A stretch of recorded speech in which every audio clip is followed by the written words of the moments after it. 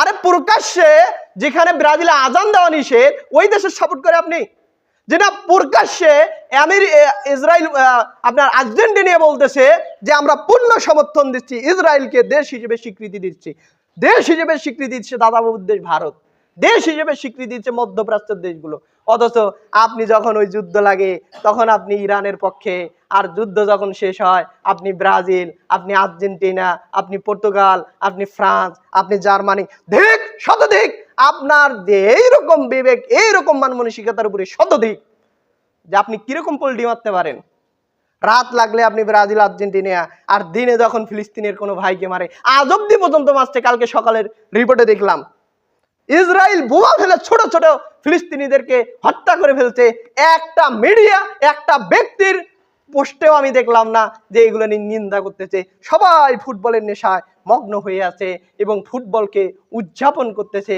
আর যখন এমনি ফুটবলের সময় পার হয়ে যায় তখন ফিলিস্তিনে একটা মানুষ মারলে নারায়ে তাকবীর, নারায়ে তাকবীর, বাংলাদেশ থেকে হুঙ্কার মারে। আরে এখন কচু কাটা করতেছে, নারায়ে তাকবীর নাই। এই যুবকগুলো ৩ নাম্বার শ্রেণীর লোক। আমেরিকা মধ্যপ্রাচ্যের দেশগুলোকে বাংলাদেশের নাগরিকদেরকে ভিসা দেয় না ৩ নাম্বার শ্রেণীর লোক দেখে। এরা মানুষ হিসেবে তারা জাজমেন্ট করে না। এত নিকৃষ্টভাবে আপনাকে পশ্চিমা সাংস্কৃতিক আমাদের কোরআন এবং হাদিসগুলোকে জঙ্গি হিসেবে আখ্যায়িত করে, আর তাদের খেলা নিয়ে আপনি পড়ে আছেন। আপনার অন্তরে আপনার সেই মন্তব্যের উপর, আপনার সেই চিন্তা ভাবনার উপরে শতধিক। আপনি কেমনে এগুলো কাজ সহ্য করতে পারেন? আপনার কোরআনকে অপমান করতেছে তাতে আপনার মাথা ব্যথা নাই, আপনার নবীকে অপমান করতেছেন তাতে মাথা ব্যথা নাই, আপনার মানহাজকে অপমান করতেছেন তাতে মাথা ব্যথা নাই, আর তাদের খেলা নিয়ে দিন রাত আপনি পড়ে আছেন।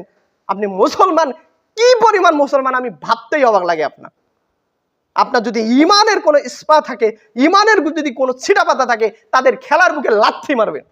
খেলা তো দূরের কথা, যেখানে গল্প হয়, আব্দুর রাজ্জাক বিন ইউসুফ বলছেন যেখানে জুয়ার গল্প হয়, ফুটবলের গল্প হয়, ক্রিকেটের গল্প হয়, সেখানে যাওয়াই হারাম। সেই গল্প মানে সেই গল্পে অংশগ্রহণ করাই হারাম, সেখানে থাকাই হারাম।